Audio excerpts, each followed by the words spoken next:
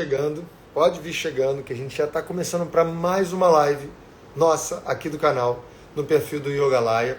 Uma live falando de yoga, uma live em que a gente vai falar sobre um tema que para mim é muito lindo, muito importante dentro do yoga, que é como que Patanjali, que é o grande sábio do yoga, ele interpreta o que é um modelo de sociedade. O que eu estou querendo dizer com isso, né? Então vem chegando que aí você vai ficar sabendo rapidinho. Muito bom dia a todos.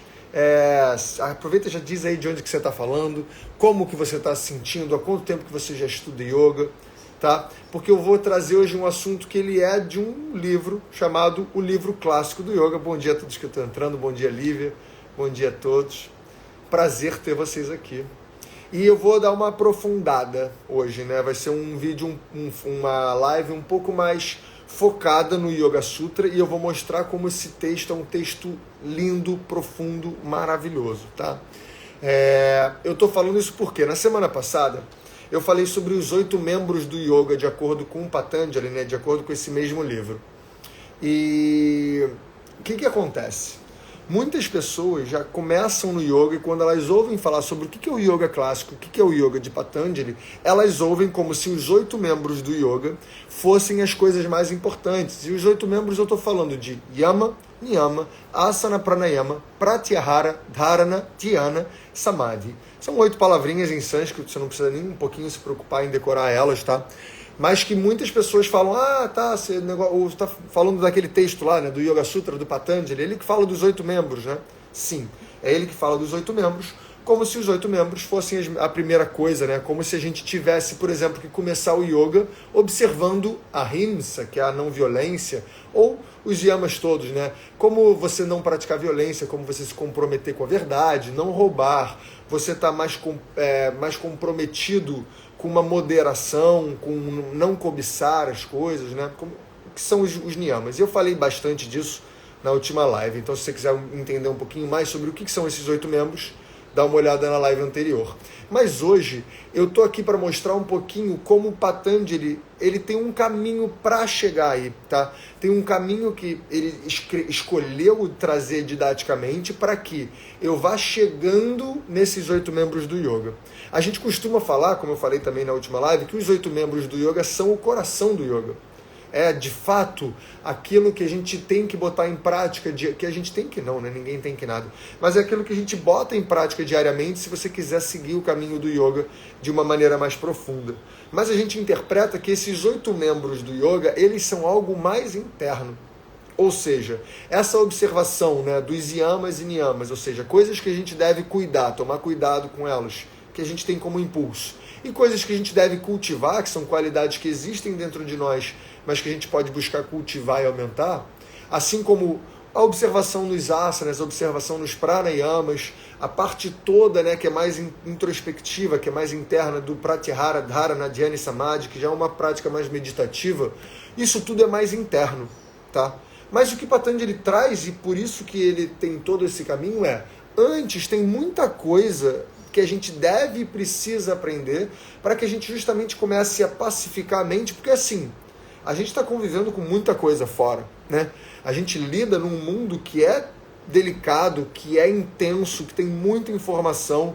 Então a gente, por exemplo, tem muito problema de ansiedade, a gente tem muito problema de agitação na mente, né? A gente dorme mal, a gente come mal. Como é que eu lido com isso antes de eu querer mergulhar internamente, né? E Patanjali traz todo um caminho, toda uma didática, toda uma pedagogia para que eu vá entendendo como eu olho para a minha mente, como eu olho para o meu corpo, como eu olho para os conflitos e para as causas de sofrimento em volta de mim e eu aprendo a ir diminuindo elas, tá bom?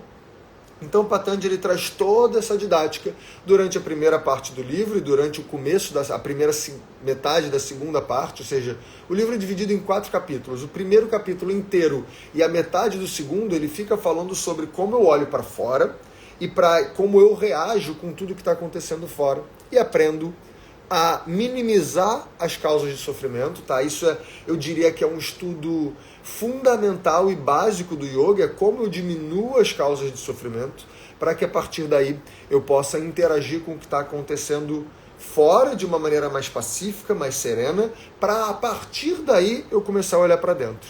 Mas hoje o prometido da live, como está no título da live, é o modelo de sociedade do yoga. E o que eu quero dizer com isso? Sutra 30 do primeiro capítulo. Tá? Para mim é um dos sutras mais bonitos do livro todo, porque ele começa a trazer qualidades para a gente interagir tanto com o que está fora, quanto com nós mesmos.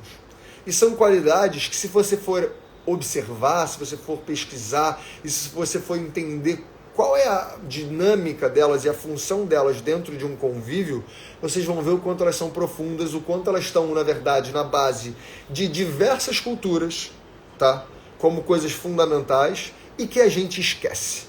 A gente esquece de botar em prática. Porque às vezes a gente tem vontades, né? A gente tem desejos, a gente tem expectativas que muitas vezes são frustradas, e aí a gente esquece de botar essas coisinhas em prática. Então eu vou primeiro começar falando delas. Tá? Então, Sutra 33 do primeiro capítulo, eu vou dividir ele em 3 partezinhas. Tá? E a primeira parte desse sutra ele diz o seguinte: Maitri Karuna Mudita Upekshanam.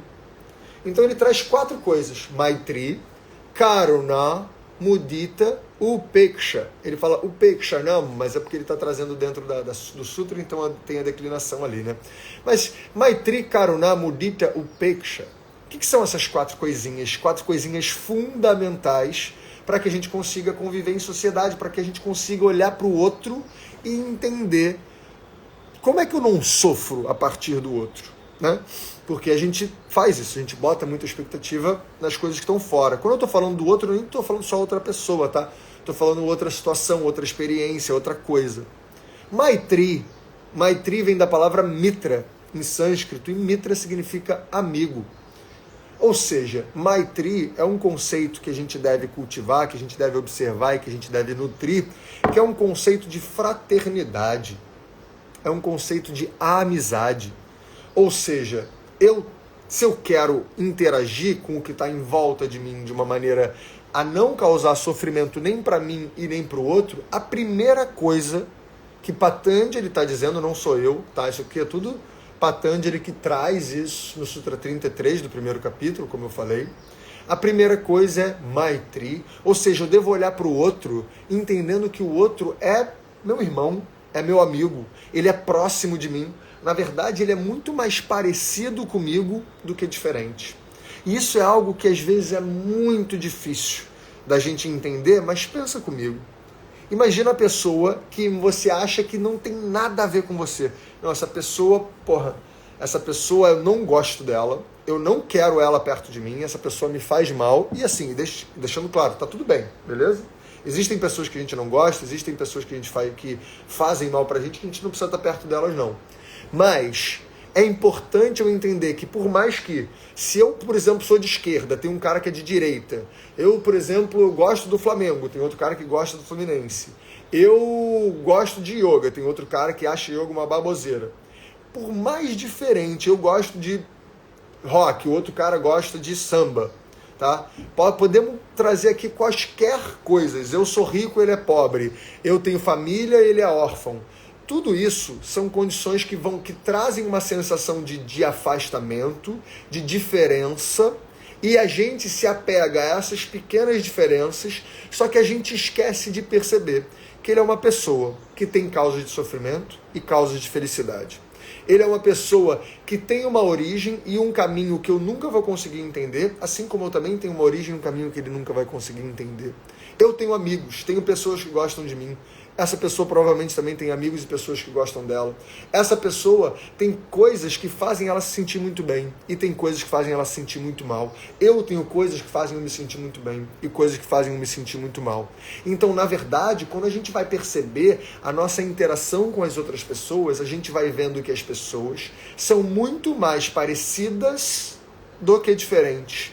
Você pode pegar os 2 extremos do que você entende da raça humana e você vai ver que, na verdade, eles são muito mais parecidos do que diferentes, tá? E a gente muitas vezes acha que só porque o cara pensa de mim diferente em relação à política, não, esse cara não tem nada a ver comigo, quero mais é que ele morra. Não tem nada a ver com essa pessoa. Isso, de acordo com o que Patanjali está trazendo, é cuidado. Não é bem assim, tá? a gente deveria, primeiro de tudo, conseguir olhar para qualquer ser humano, para qualquer ser, para qualquer pessoa, para qualquer objeto vivo e entender que, na verdade, todos nós temos muito mais coisas em comum do que diferenças. As nossas diferenças, tudo bem a gente tê-las. Tudo bem eu não gostar, tudo bem eu querer, às vezes, argumentar, trocar, tentar mudar a cabeça da outra pessoa. Aqui no texto de Patanjali ele também diz como é que a gente deveria interferir na vida de outra pessoa, tá? Mas nem vou entrar nessa. Tô querendo dizer que assim, é tudo bem.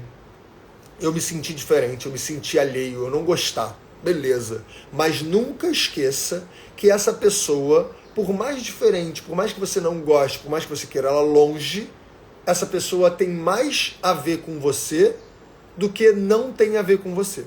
Tá? A gente tem muita coisa em comum entre todos nós. E que se a gente quiser olhar para a sociedade de uma forma mais segura, de uma forma mais confortável, de uma forma mais harmônica, a gente vai precisar ter essa compreensão. E ele traz essa como a primeira de todas. A compreensão de que o outro é mais parecido com a gente do que diferente. Que a gente deveria ser amigável com o outro. Que a gente deveria tentar olhar para o outro como um irmão. Por exemplo, se eu estou na rua, dirigindo, e eu sei que o meu irmão está atrás de mim, eu tenho um irmão, né, mais velho, e eu sei que meu irmão está atrás de mim, e a gente está num trânsito, aquele trânsito meio complicado, aí eu estou no carro da frente, eu às vezes dou uma freada brusca por causa do trânsito, vem o meu irmão e bate no meu carro. Aí o meu irmão bate no meu carro e fala, porra, mano, vacilou, hein, cara. Mas beleza, tranquilo, vamos arrumar isso. Agora, imagina se no meio do trânsito você está estressado, vem uma outra pessoa que você não conhece e bate atrás do seu carro. Você já sai, mas você não prestou atenção? Mas como assim? O que você está pensando da vida? Por que você não está prestando mais atenção nesse trânsito? E agora eu vou ter que arcar com os problemas? Tá vendo como é que a reação muitas vezes é diferente? Porque é uma outra pessoa, que às vezes a gente nem conhece, né? Que a gente não sabe o caminho. E a gente tende a olhar para ela como, já que eu não te conheço, eu vou te tratar como alguém diferente.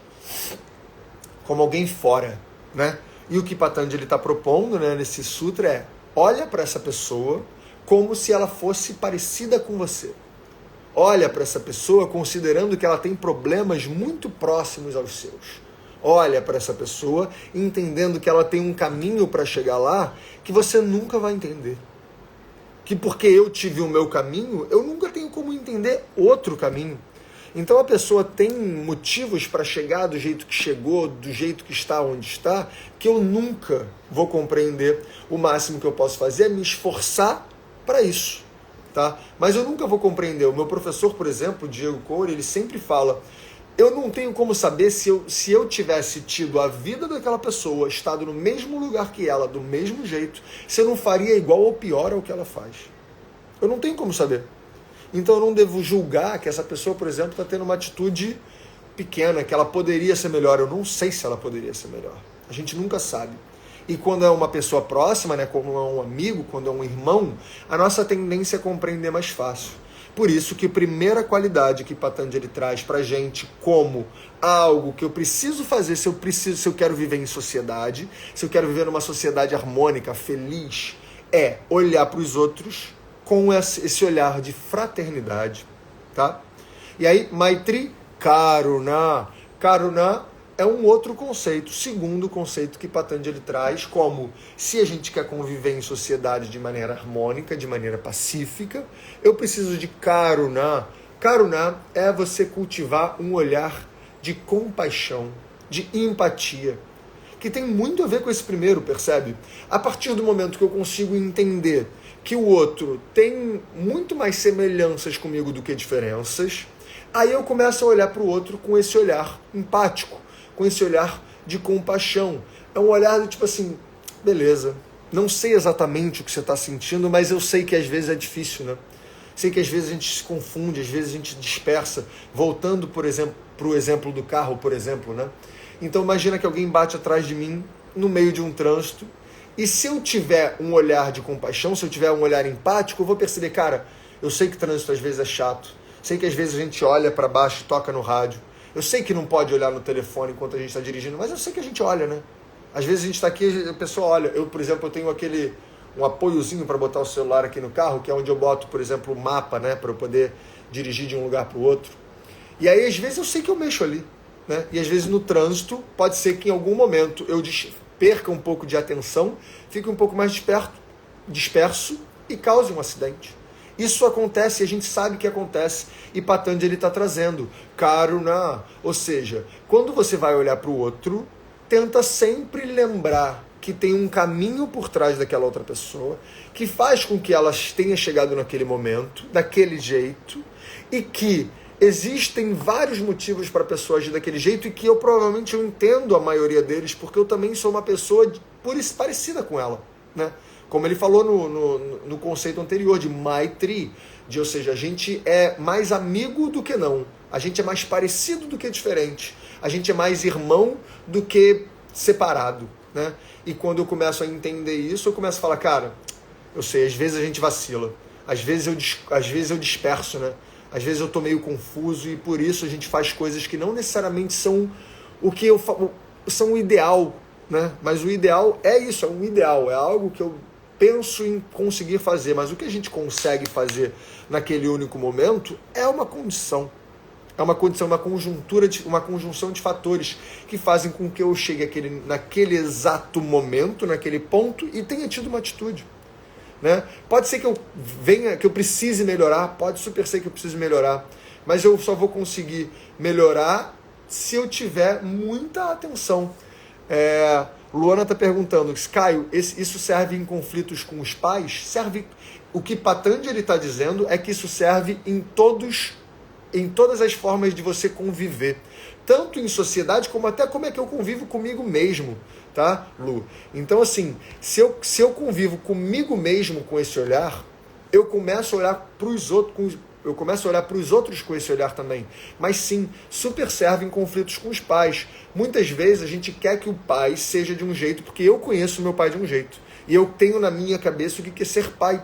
Mas eu não sei, por mais que eu conheça a história daquela pessoa, por mais que meu pai tenha contado a história dele, né, eu nunca vou saber realmente como é estar no sapato do meu pai. Eu nunca vou saber o que é ter passado pela vida que a minha mãe passou. E a partir daí, eu começar a entender que, o ser humano erra, o ser humano vacila. Isso quer dizer que eu tenha que ignorar isso e vamos dizer assim, ser relapso com as pessoas? Não. Às vezes, se a gente quer ajudar uma pessoa, dar um toque, conversar, mostrar que aquilo te incomodou, faz parte e tá tudo bem também. Mas não é olhar para uma outra pessoa e falar, essa pessoa é ruim. Porque eu não sei. Eu não sei como é que é aquela pessoa em outros âmbitos, eu não sei como é que foi a vida daquela pessoa, qual foi o caminho para ela chegar até lá. E assim, a gente tem realmente dificuldades grandes de lidar com pessoas próximas até. Né? A relação familiar é uma relação muito difícil, porque muitas vezes a gente está próximo de pessoas que a gente conviveu a vida inteira, né? Essas pessoas foram mudando, eu também fui mudando, só que eu estou acostumado com aquela pessoa lá de um outro jeito. Eu entendo que eu mudei, mas aquela pessoa, por que ela mudou? Por que ela está diferente do que eu sou? Por que ela faz diferente do que eu imaginei, se eu conheço ela há tanto tempo? E o que, né? E aí tem um outro conceito que a gente pode entrar, um conceito que vem até antes, que é eu preciso ter desapego das coisas. E, na verdade, o quarto quesito aqui, que é o Preksha, também vai dizer bastante sobre isso. Então, Lu, vou responder a sua pergunta mais ao longo da live. Fica aí, que você vai entender. Porque quando eu passar pelos 4, você vai entender o quanto que eles, encaixados assim, eles fazem sentido. E tem muito a ver, assim, com o nosso conflito em relação aos pais. Tá? A Paola está falando aqui, ó. Trabalho diário e talvez o mais difícil para nós humanos, olhar para o outro com compaixão mesmo, porque mesmo quando discordamos completamente. É isso aí. Porque às vezes a gente discorda completamente de uma pessoa, mas você não percebe que você discorda em alguns assuntos. Mesmo que você discorde em muita coisa. Vamos dizer assim, eu discordo de política, eu discordo de futebol, eu discordo de religião, eu discordo da forma de viver, eu discordo como que aquela pessoa se relaciona, eu discordo. Aí você pensa assim, eu discordo de tudo. Esse tudo você percebe que é muito pouquinho. Vocês dois concordam que vocês têm que comer, vocês dois concordam que vocês têm que dormir, vocês dois concordam que têm que viver em sociedade, vocês dois concordam que existem pessoas mais próximas e mais afastadas, vocês dois concordam que existem diferenças entre as pessoas, vocês dois querem ser respeitados, vocês dois querem ter uma vida saudável, feliz, pacífica, sabe? Se você for olhar, por mais que tenha um monte de coisa diferente, tem um monte de coisa parecida.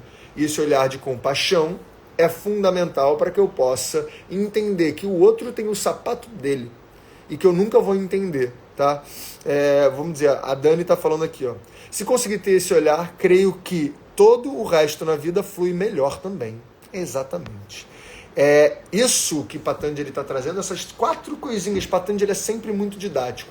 Ele está trazendo aqui 4 coisas, vocês vão ver que são 4 coisas simples, 4 coisas que a gente sabe, mas a gente esquece de botar em prática, tá? Eu vou continuar aqui, vou ler mais algumas coisas que estão dizendo aqui, ó. A gente idealiza o comportamento do outro. Mariana Poiato está dizendo. Exatamente. A gente idealiza muito, não só o comportamento do outro, mas a gente idealiza o que a pessoa é, né? Porque a gente esquece que as pessoas estão o tempo inteiro em transmutação, em transformação. Então a gente acha que a gente conhece a pessoa. A gente só pensa comigo. Eu só conheço o que a pessoa já foi. Imagina que nessa noite eu estava dormindo, eu tive uma epifania completa. E eu mudei. Nessa noite, eu pensei numa coisa, isso mudou toda a minha forma de encarar o mundo, isso mudou minha forma de olhar para o outro, isso mudou minha forma de encarar minha mãe, meu pai, meu irmão. Imagina se aconteceu isso na minha noite. E eu vou chegar no dia seguinte, eu tendo convivido com minha mãe, com meu pai, com meu irmão de um jeito, eu falo, galera, mudei completamente. Eles vão falar assim, mudou não. Como assim mudou? Porque, porra, eu te conheço. Quero que você seja o mesmo que eu já conheci, porque aí é mais fácil para mim lidar com você, né? E então, é muito importante a gente estar entendendo que a gente não conhece o outro. A gente conhece só o que o outro já foi. E a gente vai pautando toda a nossa arquitetura de conhecimento de tudo que a gente tem em volta de nós, isso inclui as pessoas que convivem com a gente, tudo pautado no passado. E isso é muito delicado, porque quando eu pauto tudo que eu entendo sobre uma pessoa no passado, se eu não tenho um olhar atento com o presente, a pessoa muda e eu não percebo. E aí a minha expectativa vem errada, tá? Vamos lá, aqui a Ana pediu para eu repetir os 4 conceitos. Vou repetir os 4 conceitos. Ele fala Maitri, Karuna, Mudita e Upeksha. Tá? Não sei se você quer escrever isso em sânscrito. Se você não for uma estudiosa de yoga e de sânscrito, não precisa se preocupar com isso em sânscrito, tá? E eu só falei sobre 2 dele, vou passar para o terceiro agora. Mas o primeiro é Maitri, ser amigável, você ter um olhar fraterno para as pessoas, você entender que as pessoas são mais parecidas do que diferentes. Tá? Segundo, Karuna, que a gente pode dizer como compaixão ou como empatia. Tá? Ou seja, você entender que o outro tem um caminho que eu nunca vou conseguir entender e compreender completamente. Então, o que eu devo fazer é entender que a pessoa tem o caminho dela e tentar ter essa compaixão, ter essa empatia de compreender que se ela chegou naquele momento daquele jeito, é porque foi a condição que ela teve. E se eu quiser ajudar, eu posso tentar ajudar, mas eu tentar esperar diferente dela é mais me causar frustração do que qualquer tipo de ajuda, tá? Então, olhar com esse olhar de compaixão para o outro, com esse olhar empático para o outro, é fundamental. Então, ser amigável, fraterno, olhar com compaixão, com empatia. São muito parecidos e próximos esses 2. Depois ele fala de mudita, ou seja, mudita ou mudita, que é você cultivar um olhar positivo. E aí eu vou falar um assunto sério aqui, quer dizer, tudo isso é sério, né? Mas a gente, hoje em dia, entrou num lugar, e principalmente falando dentro do meio do yoga, tá? Falo isso me botando muito no lugar também, porque o meio do yoga é um olhar, é um lugar que a gente fala muito sobre positividade, né? Tem essa coisa de positividade e tem a coisa que é esse conceito que acabou surgindo, um conceito bem moderno de positividade tóxica. E que existe mesmo, tá? Existe muito pessoas que falam como se tudo fosse fácil sem justamente botar os anteriores em questão, né? Então é quando a pessoa exercita muito esse olhar positivo, porém sem compreender que existem particularidades e diferenças entre as pessoas, tá?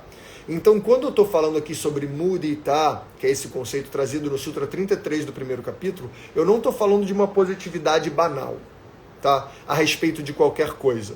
Mas o que Patanjali está trazendo aqui, quando ele fala sobre mudita, é eu conseguir olhar para a realidade que se apresenta e tentar tirar o melhor dela, tá? Porque o que acontece? Muitas vezes tá difícil, muitas vezes é bem difícil, né? E existe uma tendência que Patanjali já falou sobre ela também, ele fala no Sutra 30 como um dos obstáculos, tá? Que ele fala Daurmanasya. Então Daurmanasya é uma mente meio conturbada, meio, né? Tá tudo meio nebuloso, eu não consigo ver direito, então por causa disso eu fico com um olhar meio negativo para as coisas. E aqui ele está falando, então, contra isso, vamos buscar cultivar um olhar positivo, que não é fácil, necessariamente, em todos os momentos, mas é importante eu conseguir olhar para a realidade que se apresenta e falar, beleza, tá aqui, não necessariamente tá bom, mas como é que eu posso tirar o melhor disso que se apresenta, né? Ou seja, já que eu errei, qual é o aprendizado? Já que está doendo, aonde que eu vou me reforçar? Já que eu estou sofrendo, como é que desse sofrimento eu posso... A gente fala isso, né? Às vezes o sofrimento é quando a gente chega no fundo do poço, aproveita o fundo do poço para dar um impulso para você pular e sair do poço. Porque às vezes se eu estou no meio do caminho é até pior, né? Porque eu não tenho nem onde apoiar. Aproveita que às vezes chega no fundo, pega um impulso e vai. Tá? Então Patanjali está falando cultivar um olhar positivo, não uma positividade banal, não uma positividade como se tudo fosse fácil, tá tudo bem o tempo inteiro. Não, às vezes não tá tudo bem. Mas mesmo quando não tá tudo bem, como que eu posso exercer uma forma de olhar para essa realidade e desfrutar dela com o que tem de melhor? É difícil pra caramba, tá? Então, quando a gente está falando de mudita, ou mudita, que é um alongo no final, mas a gente pode falar mudita, tá? Se eu tô buscando esse olhar, é um exercício constante de eu tentar entender como que eu posso, dentro da realidade que existe, fazer o melhor, tirar o melhor, ou aprender o máximo. Beleza? E é um trabalho duro isso, difícil. Mas percebe, ele está trazendo isso numa ordem, e a ordem não é à toa. Dentro desse texto do Yoga Sutra, ele traz várias listas, várias coisas, é tudo pequeno, né? Tudo 5 coisas, 5 kleshas, 5 movimentos da mente, 5 causas de sofrimento, as 4 atitudes que a gente deve ter, as 8 partes do yoga, como eu falei na aula passada, na live passada. Tá? Quando tem as ordens são importantes. Então ele está falando, primeiro eu olho para o meu amigo, para o outro, como alguém mais próximo, como alguém que é mais parecido do que diferente. Beleza, entendemos a primeira questão. Segundo, eu tento entender que aquela pessoa tem um caminho diferente do meu. Eu tento entender que essa realidade que chegou aqui na minha frente, ela tem um motivo. A gente chama de krama, tá? Ou seja, tem toda uma teia de acontecimentos aí que eu não necessariamente consigo entender ela, e ela é tão complexa que eu nunca vou conseguir entender. Então, aí eu preciso ter esse olhar, que é um olhar positivo, né? Já que existe uma trama de acontecimentos que eu não consigo compreender e que me trouxe até aqui para essa realidade, como é que eu consigo olhar para essa realidade da melhor forma possível, tá? Compreendido? E galera, se tiverem dúvidas, se tiverem qualquer questões, comentários, como os outros já trouxeram aqui antes, pode dar, tá? Que aí eu vou interagindo durante a live. Enquanto isso, eu vou passando aqui o conteúdo desse sutra. Mas aí, como a gente recebeu o comentário mais cedo sobre isso pode interagir com os pais, sobre como isso pode ajudar no relacionamento, por exemplo, com os nossos pais, tá? Agora, esse conceito de upeksha, ou seja, que é o 4º conceito que a gente deve buscar, ele é muito importante. E ele parece controverso. Controverso não, ele parece oposto, às vezes, ao que a gente está falando. O conceito de upeksha é um conceito de um afastamento. Ou seja, eu tenho que saber me afastar um pouco. Eu tenho que saber não me associar tanto. Eu tenho que saber ser um pouco indiferente, mas para buscar ser equânime. E eu vou explicar. O que Patanjali está trazendo quando ele fala sobre esse afastamento que eu preciso ter? Muitas vezes, a gente tem expectativas sobre as coisas. Por exemplo, na relação com os pais. Eu tenho muito sentimento, eu tenho muita expectativa, eu tenho muita história, eu tenho muita vontade, eu tenho muito desejo, eu tenho muita relação com os meus pais há muito tempo. E se eu estou muito envolvido, a tendência é esse meu envolvimento ser muito forte.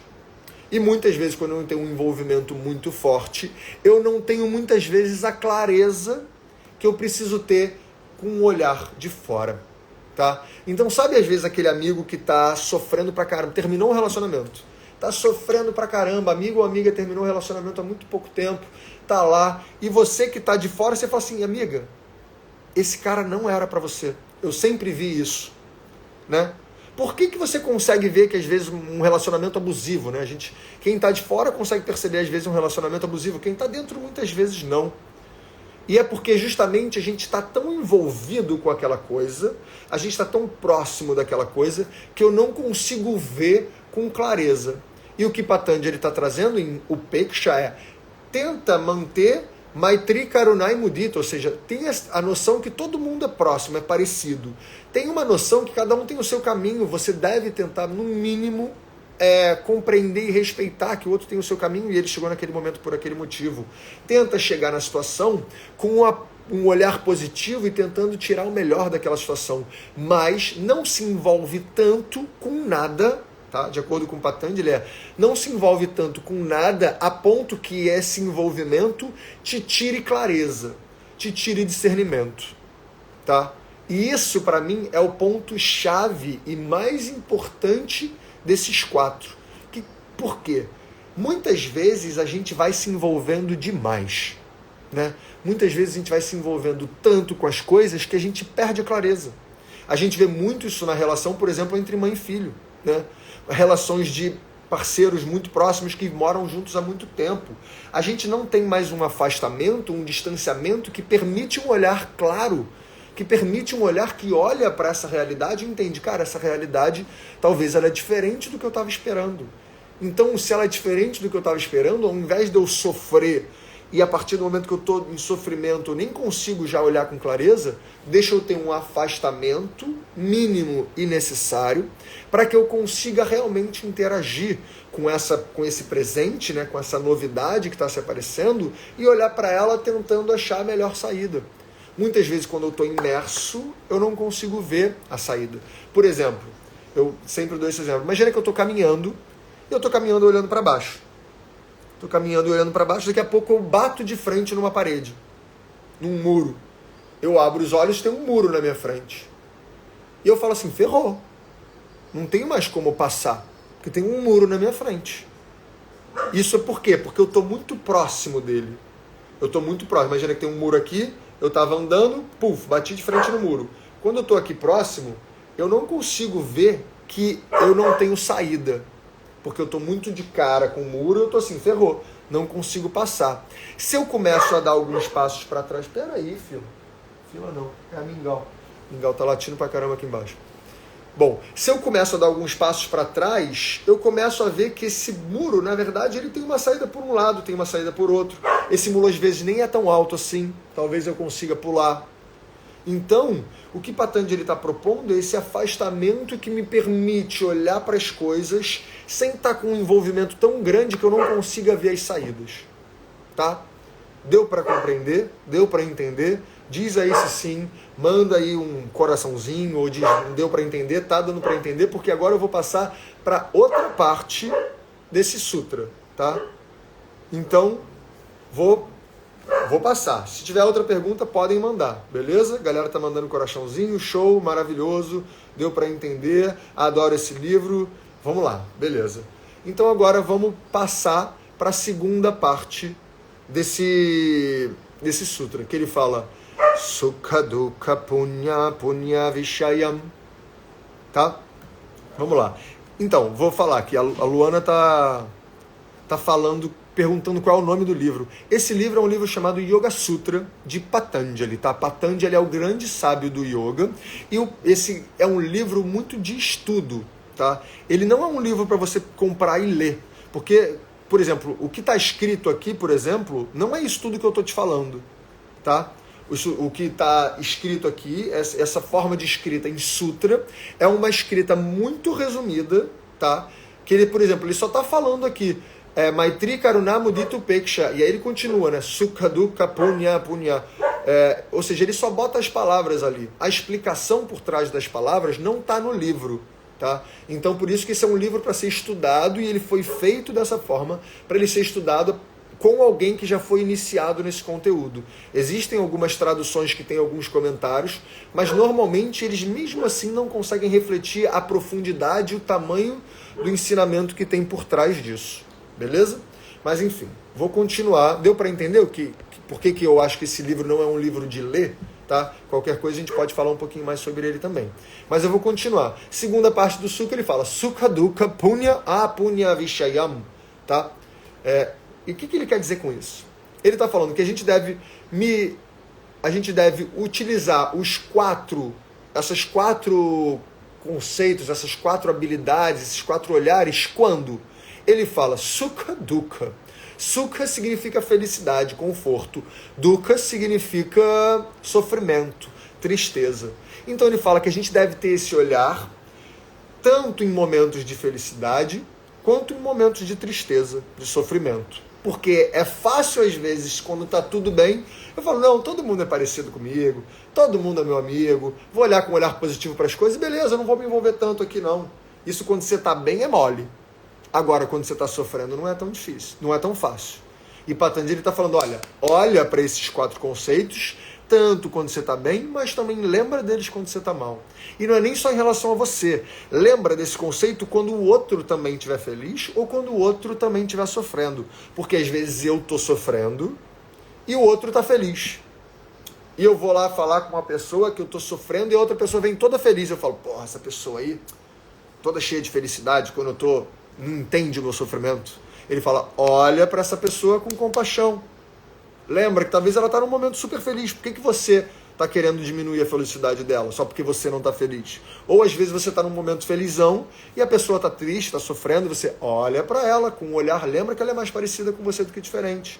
Lembra que vocês têm muitas coisas em comum. Olha, lembra que ela tem um passo a passo que é o dela. E por isso ela está sofrendo. Né? Olha com um olhar positivo para isso. Tanto em momentos que eu estou feliz, quanto em momentos que eu não estou feliz. Tanto em momentos que a outra pessoa está feliz, ou a outra coisa está num momento um momento bom, quando não. E ele depois fala punya a punya. Ou seja, punya a punya punya a gente poderia traduzir como virtuoso, tá? Ou seja, um momento em que as coisas estão acontecendo, um momento em que as coisas estão dando certo, né? Então, quando as coisas estão dando certo, é mais fácil para mim eu cultivar essas quatro qualidades. Mas em momentos em que está mais difícil, né? Em momento em que está mais duro, está mais, às vezes até desonesto, né? Em momento em que eu estou olhando para aquela coisa com uma certa vontade de não fazer parte, lembra dessas quatro coisinhas também. Porque é fácil, às vezes, eu lembrar que eu tenho que ter um distanciamento das coisas quando está tudo dando certo. Agora, e quando está tudo dando errado? Falei do exemplo de mãe e filha, né? Às vezes uma mãe e uma filha, a filha está doente. É diferente a forma que você interage. Às vezes você está com uma filha e você fala, não, vou deixar ela seguir a vida dela, né?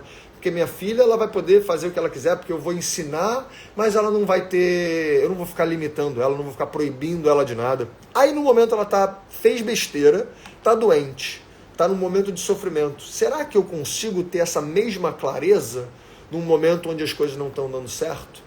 Ou, será que eu também consigo ter essa mesma clareza dessas quatro atitudes, esses quatro conceitos, com pessoas que elas não são morais, por exemplo, assim, ou uma pessoa corrupta, né?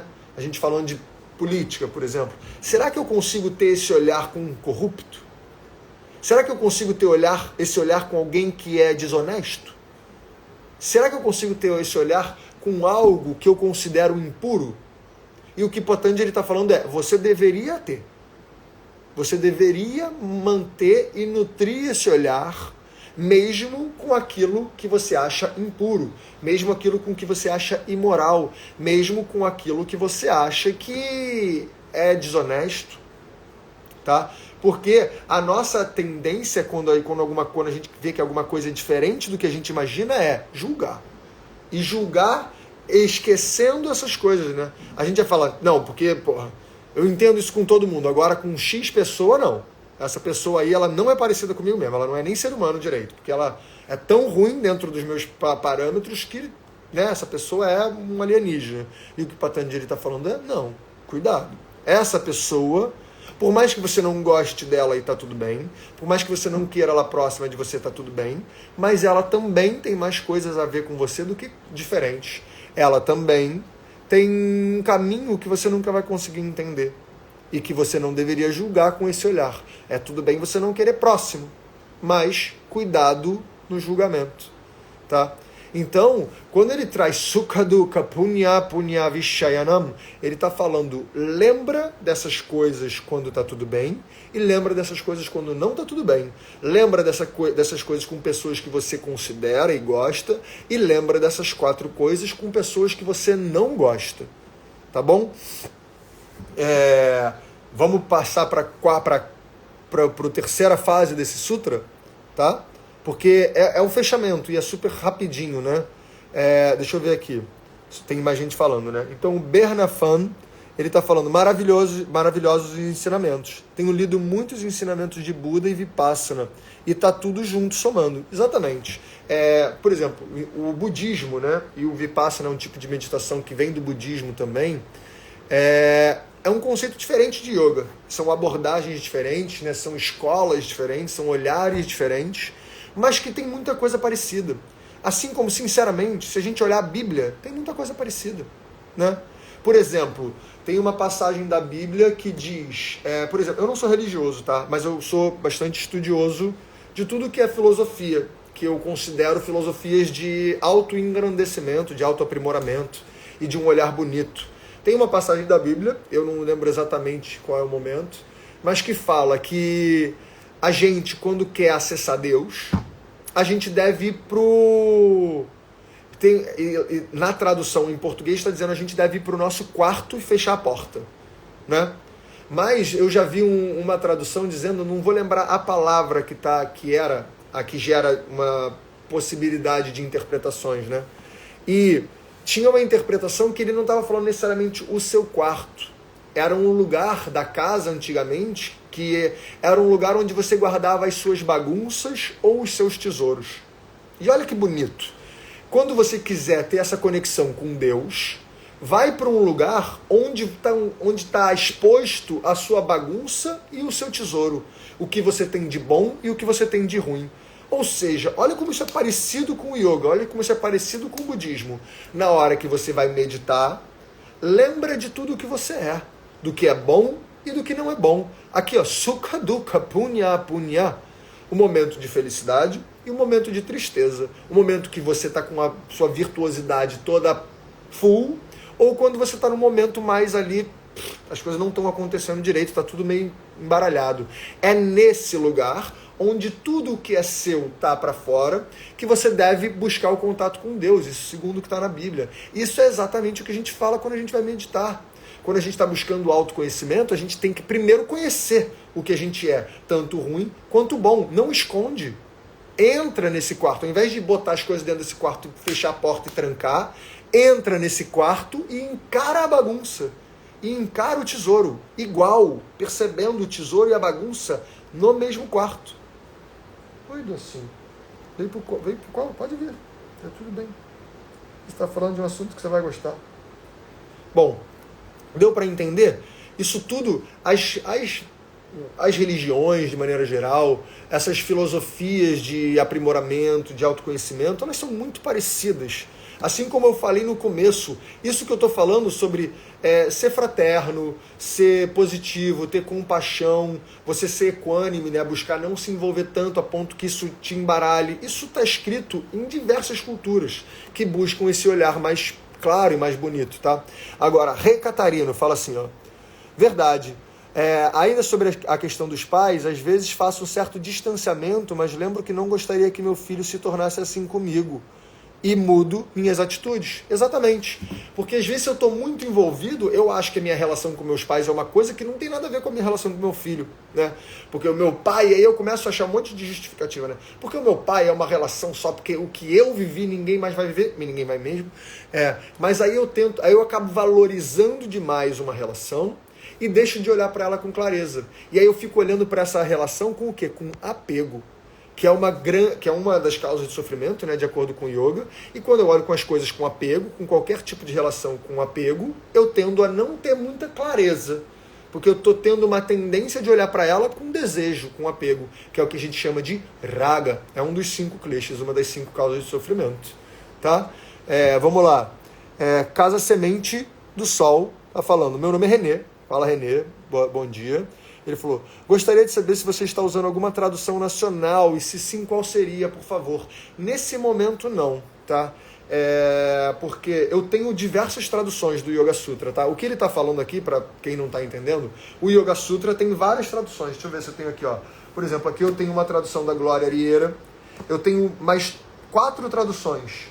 Deixa eu ver, se aqui aqui eu tenho uma aqui embaixo, eu tenho 2 aqui embaixo, uma da editora Mantra, eu tenho uma outra que é a tradução, que já é de acordo com a interpretação do Desikachar, que é do livro Coração do Yoga. Eu tenho uma tradução que foi feita pelo meu professor e que não é um livro que vende, né? Que é uma tradução que ele mesmo chama de uma tradução livre. E eu tenho uma outra tradução do De Rose também, eu tenho diversas, porque eu gosto justamente de ler várias.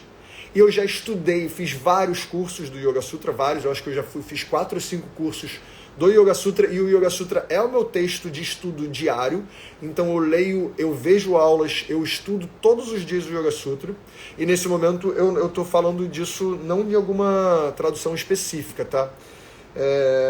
Porque na verdade todas elas eu diria que tem coisas que eu concordo e coisas que eu não concordo. A tradução que eu mais indicaria, mas talvez ela não seja tão profunda assim, quer dizer, ela não vai ser tão profunda porque é uma tradução mais curta e com comentários mais curtos, é a tradução do livro Coração do Yoga, do Desikachar, tá? Que é um livro que fala sobre yoga bastante e no final tem o Yoga Sutra com a tradução e alguns comentários dele. Beleza, Renê? Qualquer coisa, só falar. Vamos ver. Não vi a opção para compartilhar no Facebook agora. A Ana está falando, não sei do que você está falando, Ana, perdão. Compartilhar a live? Pode ser. Perdão, é porque eu estou pelo Instagram. Eu nem sabia que estava sendo compartilhado no Facebook, mas maravilhoso. A Ana está falando, Bíblia é um texto maravilhoso de estudo, fantástico de estudo, e é mesmo. Assim como o Yoga Sutra, né? Tem diversas interpretações, tem diversas abordagens, tem diversos olhares. Tô assim, peraí que ela tá me furando aqui um pouquinho, peraí. Boa. Então, né, por exemplo, os livros de budismo, os livros sobre yoga, os livros sobre Vedanta, os livros sobre diversas religiões, todas têm questões filosóficas e de engrandecimento que são muito bonitas e que a gente pode e deve olhar para ele com bastante cuidado, tentando olhar sem um olhar dogmático, e sim com um olhar interpretativo e que vai te beneficiar, tá? Te beneficiar no sentido de onde eu tô, para onde eu quero ir e como que eu vou. E esses estudos são todos muito importantes. Então, assim, eu busco trazer o olhar do Yoga Sutra e eu faço o estudo do Yoga Sutra na minha escola de maneira constante e diária não, e semanal, né? Toda terça-feira, às 7 da noite, eu faço a leitura do Yoga Sutra, então a gente vai estudando esse texto de maneira profunda, sutra por sutra, a gente comenta, e é uma aula que eu chamo como se fosse uma aula de microfone aberto, né? Porque todos os alunos eles ficam bastante à vontade para que em qualquer momento eles abrem o microfone e interagem. E nisso a gente vai buscando essa tradução e essa compreensão desse texto, que é um texto ancestral, antigo e subjetivo, né? De uma maneira a fazer sentido para todo mundo que está ali dentro. Essa é a forma que eu acho que esse texto tem que ser estudado, essa é a forma que eu acho que esse texto tem que ser compreendido, tá?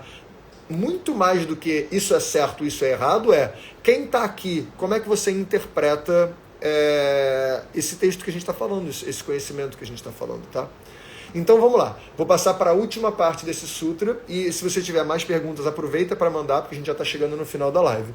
Então ele fala, né, o sutra, eu já falei, Maitri Karuna Mudita Upekshanam, ele falou das 4 qualidades que a gente deve nutrir, que a gente deve buscar cultivar, que é ser fraterno, tá? Olhar para os outros entendendo que o outro é mais parecido com você do que diferente. A gente deve buscar um olhar de compaixão e um olhar de empatia com o outro, para entender que o outro ele tem um caminho que você nunca vai compreender, então você não deveria julgar, e sim você deveria buscar compreender que aquela pessoa chegou nesse momento desse jeito por algum motivo que eu não tenho como entender. Terceira coisa é buscar nutrir em você um olhar positivo para a realidade que se apresenta. Lembra, não é uma positividade banal, essa positividade que hoje em dia se chama de positividade tóxica, mas é um olhar tentando entender que já que a realidade está se apresentando desse jeito, como é que eu tiro o melhor dela? Como é que eu interajo com essa realidade da melhor forma possível? E por último, o Upeksha, ou Upekshanam, que é eu me afastar, eu tenho a habilidade de um afastamento para que eu não me envolva tanto que eu não consiga interagir com aquilo. Lembra do exemplo do muro. Se eu estou andando de cabeça baixa, eu bato de frente no muro, eu não consigo ver que tem uma saída necessariamente, porque eu estou muito perto. Quando eu começo a me afastar, eu vejo que tem uma saída por aqui, uma saída por aqui, uma saída por cima. Então se envolve com as coisas, mas saiba se afastar para você não sofrer tanto. Tá? E isso é fundamental. E aí depois ele fala, Sukha Dukkha Punya Punya Vishayam, ou Vishayanam. E ele fala, então, usa esses 4 conceitos, essas 4 coisinhas, esses 4 habilidades, quando você está bem, mas também quando você está sofrendo. Em momentos em que está tudo dando certo e em momentos que não está tudo dando certo. Com pessoas que têm a ver com você, mas também com pessoas que você não concorda. A gente deve nutrir essas 4 coisas sempre. E aí, última parte desse sutra, eu falei que eu ia dividir, esse sutra é um sutra grande, né? E eu falei que eu ia dividir ele em 3. E a última parte fala, Bhavana Chitta Prasadanam. Ou seja, Bhavanata, Bhavana é uma atitude, mas não é só um ato. É uma atitude, algo que você faz, mas que vem lá de dentro, tá? Ou seja, essa atitude, esse cultivo, vamos dizer assim, essa ação de cultivar tudo isso, de uma maneira profunda, de uma maneira interna, você vai trazendo para sua mente um estado que a gente fala Chitta Prasadanam. Chitta Prasadanam é tipo o estágio que a gente quer chegar na mente, que é um estágio de a mente serena, a mente leve, a mente sem peso, sem muitas conturbações, sem muitos sofrimentos. Então, ele fala que quando a gente consegue cultivar essas 4 características, essas 4 habilidades, nesses 4 momentos, que é Sukha Dukkha, Punya, Apunya, que é, ou seja, quando está tudo bem e quando não está tudo bem, quando as coisas estão num momento virtuoso, quando você está com bastante coisa acontecendo, ou quando não está com bastante coisa acontecendo, quando você está com mais dificuldade, você deve nutrir essas coisas, e que quando você nutre essas 4 qualidades, nesses 4 momentos, você começa a chegar num estado que a gente chama de Chitta Prasadanam, que é uma qualidade da mente leve, uma qualidade da mente estável, uma qualidade da mente serena. Tia Dinda está aqui, minha tia, não de sangue, mas tia do coração e do amor, muito. Muito bem-vinda, tia, que linda você está aqui. Entendeu? Mas então quando a gente nutre todas essas 4 qualidades e se esforça para botá-las em prática em momentos que às vezes são diversos, tá? A gente começa a ter essa qualidade de Chitta Prasadanam. Beleza? Estamos certos? Estamos bem? Tem mais alguma pergunta? Alguém quer fazer mais alguma pergunta? Quer deixar, por exemplo, uma sugestão para um próximo tema? Qualquer coisa nesse sentido. Aproveito, então, nesse momento, veja que eu estou dando tempo para vocês aí fazerem a pergunta. Vai acabar a live, tá? Mas, enquanto isso, eu vou falando que esse estudo, por exemplo, o estudo do Yoga Sutra, é um estudo que eu acho lindo e muito importante para praticantes de yoga e para pessoas que estão buscando essa leveza na mente, tá? Esse estudo do Yoga Sutra, como eu falei, não é só você pegar o livro e ler. Provavelmente, eu já fiz isso, tá? E estou dizendo isso com muita propriedade, porque eu já fiz isso mais de uma vez. Antes de eu começar, essa live vai ficar salva, tá? Vai ficar salva aqui no meu perfil.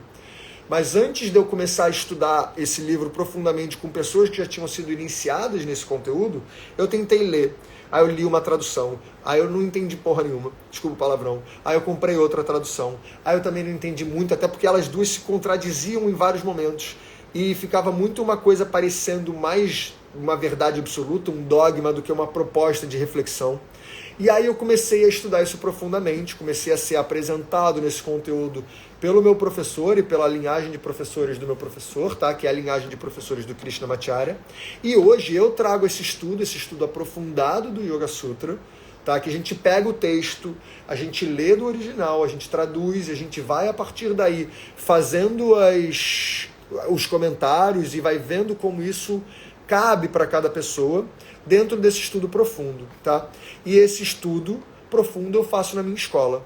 Toda terça-feira, às 7 da noite, a gente tem um estudo aprofundado do Yoga Sutra, em que a gente pega esse livro sutra por sutra e vai mergulhando em todo esse conhecimento, que eu gosto de falar que o yoga, dentro desse olhar que Patanjali traz, é um estudo da mente, do funcionamento da mente e como a gente pode interagir do nosso interior com o nosso exterior, com tudo que está acontecendo em volta. Então é um estudo que eu digo fundamental para os dias de hoje. Claro que ele não é o único, né? Mas ele é um estudo muito lindo para nós que vivemos num mundo conturbado e confuso. A gente entender o funcionamento da mente é muito importante se a gente quer saber lidar com ela. E a nossa mente é uma grande causa de sofrimento. A gente não é à toa que a gente vive num planeta em que 70% a 80% da população sofrem de ansiedade, depressão ou os dois juntos. Então a gente conseguir olhar para a mente de uma forma mais clara, entendendo como agir, quais são os gatilhos, quais são as causas de sofrimento. Eu vou tropeçar, e se tropeçar tá tudo bem, né? Quando cair, a gente te levanta, e a partir daí a gente vai tendo esse estudo muito profundo. Beleza? A gente faz esse estudo na minha escola. Se você quiser conhecer mais, me manda uma mensagem aqui, que eu ofereço para todo mundo que me mandar uma mensagem, falar que viu a live sobre o modelo de sociedade, ofereço 30 dias de graça para você experimentar, tá? Falando aqui só para quem vê a live até o final, que vai chegar nesse momento. Então, se você me mandar uma mensagem, Caio, quero experimentar a sua escola, eu te ofereço 30 dias, tá? E principalmente focando em ver as aulas do Yoga Sutra, ver como esse estudo ele é transformador e ele é bonito, tá? E você em 30 dias vai poder usufruir de 4 aulas ao vivo, além de todas as aulas gravadas que já estão lá, você pode fazer as 4 aulas ao vivo, beleza? Então me manda uma mensagem aqui. Se você achar que essa live pode beneficiar alguém, manda essa live para essa pessoa, tá? Porque uma live vai ficar salva, vou deixar ela salva aqui. E agora temos algumas perguntas e comentários aqui. Vocês deixam para a última hora, tá vendo, galera? Agora tem um monte aqui, mas vamos lá. Luana, Caio, faz uma live sobre o yoga, as modernizações e que o yoga é um só. O mundo separou e modernizou, tipo Hatha Yoga, Tantra Yoga, Hot Yoga e tudo mais. Beleza, esse é um bom tema para live. Eu faço, normalmente essas lives que eu faço aqui, eu trago convidados, né? E eu estou fazendo essas últimas semanas de live sozinho, porque é o mês de aniversário e eu quero trazer mais temas aprofundados do yoga. Mas esse é um ótimo tema para eu trazer com outros professores, e eu também vou buscar fazer mais conteúdo sobre isso, talvez uma live sozinho sobre isso também para eu dar a minha opinião. Beleza? Aqui, Berna Fano também está falando. Talvez você tenha esse livro e conteúdo já divulgados em algum lugar. Se não, poderia pôr em algum lugar? Perdi os nomes. Tá bom. Não é a primeira pessoa que me pede isso, Ber. Então eu vou ver se eu faço talvez um destaque. Não sei se eu vou fazer isso hoje, tá? Porque hoje o dia está bem agitado, mas eu vou ver se eu faço um destaque aqui no perfil com dicas de livros, tá? E traduções, essas coisas. E eu deixo lá qual é o livro, tiro a fotinho dele e deixo um pequeno resumo do que eu acho deles. Beleza? Vamos lá. O meu sutra aqui é a tradução da Glória. Estou fazendo uma formação e entrando em contato com os sutras. Maravilhoso a vida do estudo dos sutras. Que bom, Lu. Lindo. Sua tradução é essa aqui, né? Então, a tradução da Glória, dizendo a minha percepção, tá? E uma percepção muito sincera e ao mesmo tempo honrando tudo o que a Glória é, porque a Glória é uma entidade no Brasil quando a gente fala de Vedanta, tá? Mas a abordagem da Glória, na minha opinião, que sou um estudioso e pesquisador de yoga, ela traz um olhar do Vedanta, tá? O Vedanta e o yoga, eles não são a mesma coisa, eles muitas vezes conversam de maneiras paralelas e interessantes e que interagem entre si de maneira muito bem. Mas uma tradução do yoga pelo yoga é diferente de uma tradução do yoga pelo Vedanta, Tá? Então a tradução da glória, por exemplo, é uma das traduções possíveis, mas que tem um olhar do Vedanta. Então é um outro tipo de abordagem, tá? Por exemplo, o Yoga é um Darshana e o Vedanta é outro Darshana. E você pode interagir entre eles e estudar os dois, super pode, mas existe o olhar do Yoga pelo Yoga e existe o olhar do Vedanta pelo Vedanta. Mas assim, o olhar da Glória é muito lindo, a Glória é uma maravilhosa, assim. E o olhar dela, que é um olhar do Vedanta, é um olhar diferente e muito interessante também para ter, tá? Vamos ver aqui, a Alice. Durante muitos anos tive equívocos com as interpretações. Só quando estudei o coração do yoga houve esclarecimentos. Olha que lindo. Boa, Alice. Como eu falei, o coração do yoga, que é do TKV Desikachara, né? Desikachara, ele era o filho do Krishnamacharya, que é o professor que dá origem à linhagem de professores que eu sigo. Ele realmente tem um olhar que eu gosto muito, que eu acho acolhedor, né? Muito mais do que gera distanciamento, gera verdades, ele é um olhar que eu vejo como acolhedor. Então é o que eu mais recomendo, com certeza, tá? Deixa eu ver se tem mais alguma coisa. Amo os estudos do Raja Yoga, do Brahma Kumaris, ótimo. Beleza. Então, galera, passamos aqui, já estamos com 1h01 de live. Essa live vai ficar salva, tá? Aqui no perfil, então podem assistir quantas vezes quiserem, compartilhar. E lembrem que toda sexta-feira eu tô lançando essas lives no YouTube, tá? Então toda sexta-feira eu tô lançando na ordem desde as lives desse ano, lançando todas as lives lá no YouTube, que às vezes pode ficar até mais fácil de ver, né? Lá no YouTube a tela é maior, fica com um pouco mais de qualidade. Então, para quem quiser conhecer também meu canal do YouTube, vai lá, tem muitos vídeos, eu lanço toda quarta-feira, eu lanço vídeos sobre técnicas, sobre práticas curtas, né, que você pode fazer. E na sexta-feira eu lanço essas lives aqui, no formato YouTube, que fica às vezes mais prático. Beleza? Obrigado pela presença de todos. Na semana que vem tem mais uma live que eu vou divulgar o assunto dela ao longo da semana. E a gente se vê por aqui. Estou adorando essa troca com vocês. Beijo, até a próxima.